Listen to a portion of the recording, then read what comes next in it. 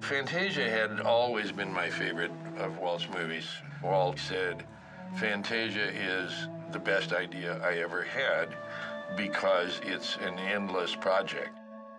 Fantasia 2000 was the continuation of Walt's vision of having this ever-changing film that would always be going out there with new pieces in it. While I was working on that project, Roy said, let's do one of the interstitials on the Disney that never was. Destino was one of those that there was a lot of artwork produced, but never a film. So I went and got a few pieces of art. Each piece you looked at, you were just, holy smokes, this is unbelievable. And you just put that aside, and here comes another piece that's even more magnificent. We'd had it for 50 years, gathering dust. Something went ding in my head, and I thought, well, wait a minute, what if we make the film now? The next thing you knew, we were being charged with finishing Destino. Walt really trusted John Hench to understand what he wanted. By putting John Hench in with Dolly, it was as close as Walt could get to putting himself in with Dolly on a day-to-day basis. It may have something to do, but my French, he thought would help. My French wasn't any worse than his English. Dolly was given free rein to come up with the subject. And the project they decided to collaborate on was an animation of a Mexican folk song, which Walt had scored at the studio called Destino. Dolly selected the title because he was interested in destiny. He thought the music must be good.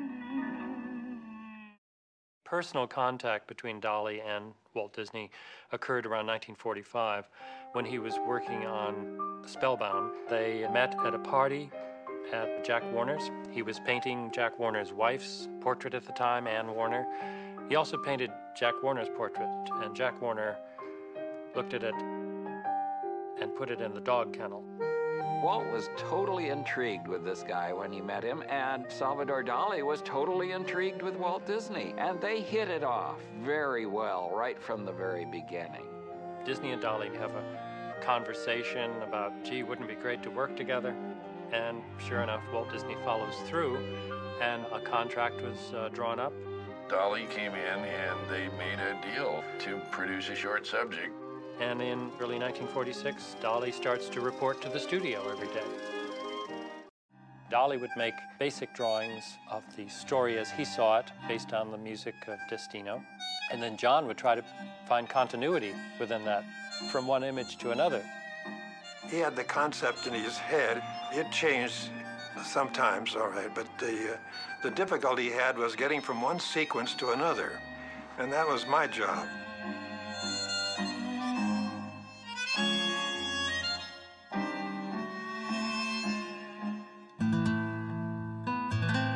Dolly never had that kind of a discipline on him. He did what he did purely because that's who he was and it was his art. He usually set the mood and the setting and the props, as it were, to indicate what he thought the message was in each sequence. Then I had to take over with the same setup and try and work out some way of getting to the next one. And that seemed to satisfy him. They did lots of story sketches. Dolly would come in every day, sometimes with completely new ideas, and Walt loved that he did that.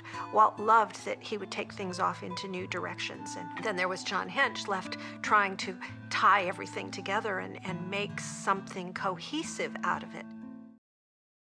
Fantasia was being made at the time of a real creative peak for the studio and for Walt Disney himself. The idea was to make the film just as rich and as beautiful and as evocative as it could possibly be, and then make it even better than that. We really don't know very much about Hermann Schultheis. He was born in Germany.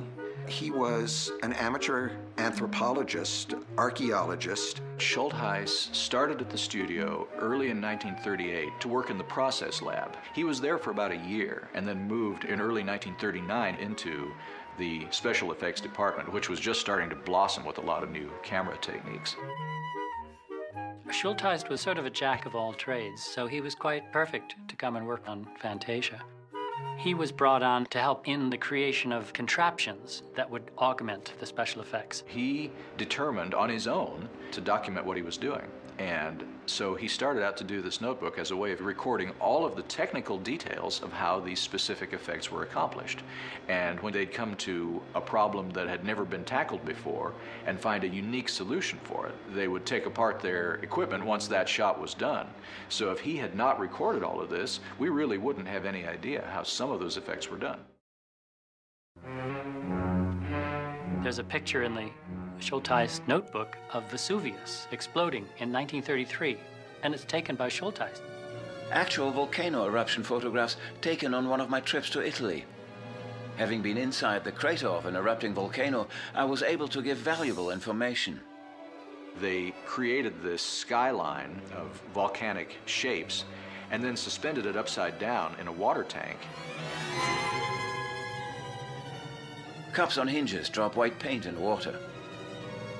They flipped the image back right side up, and it made a realistic picture of smoke. They went to tremendous effort and some expense to create this thing, and if you look very, very quickly, you can catch a glimpse of it in the finished film. In 1955, a very strange thing happens to Herman. He was an inveterate traveler. He went on a trip to Guatemala, and he was last seen walking into the jungle with his camera and a pocket knife. And that's the last anyone ever heard of him. His widow lived on, I believe, into her 90s. And when she died, she willed the house to a nursing order of nuns.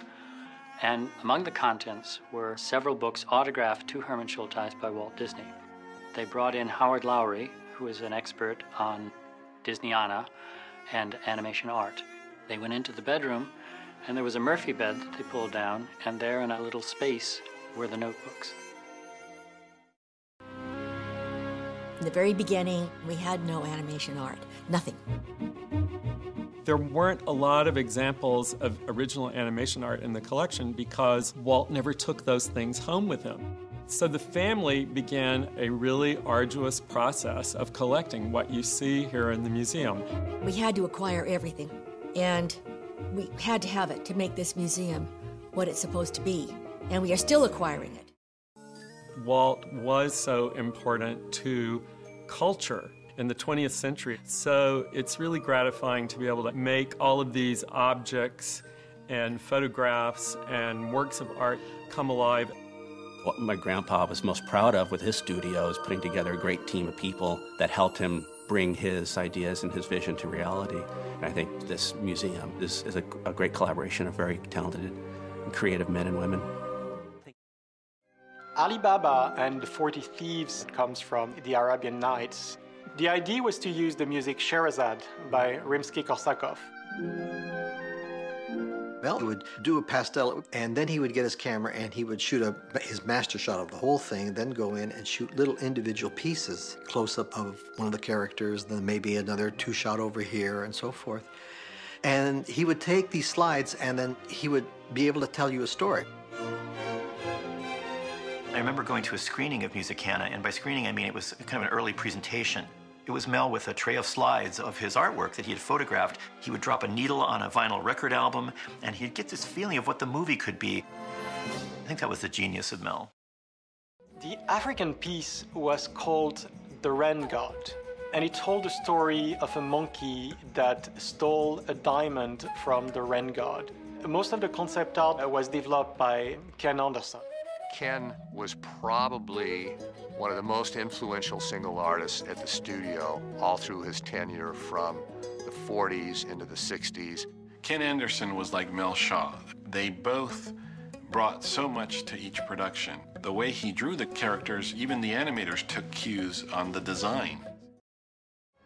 Musicana was kind of a follow-up on Fantasia, only we wanted it to be different. I had the idea of doing some shorts that would be from various countries with the musicians of that country. When you walked into Mel's office, he had huge storyboards blanketed with pen and ink, pastel drawings, basically he had pretty much blocked out different sequences of musicana. I also had access to the music library, so anything I thought would fit, I would get it out and give them an idea of how I thought the music should be and so forth.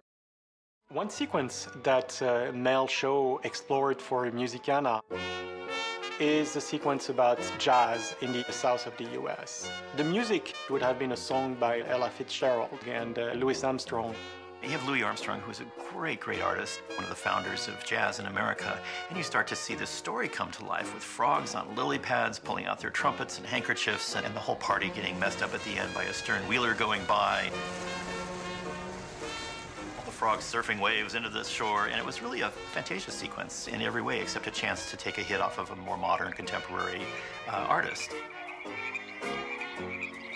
Mel Shaw's an interesting artist. One of the styles that he brought to the studio was really unique. He worked in pastels, which are colored chalks, basically, and he would have a shop vac in one hand and take off some of the chalk with his shop vac and come in with another one and kind of draw on top of it and create these beautiful drawings.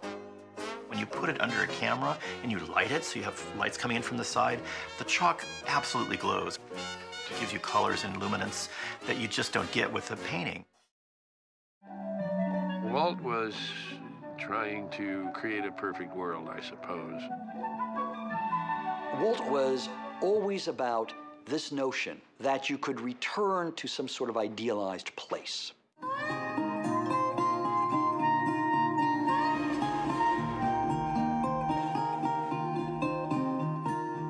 For Walt, the idealized place was Marceline, Missouri, where he spent a few years of his very young life. It was a farm town, and he was only there for a handful of years. But those were seminal years for him.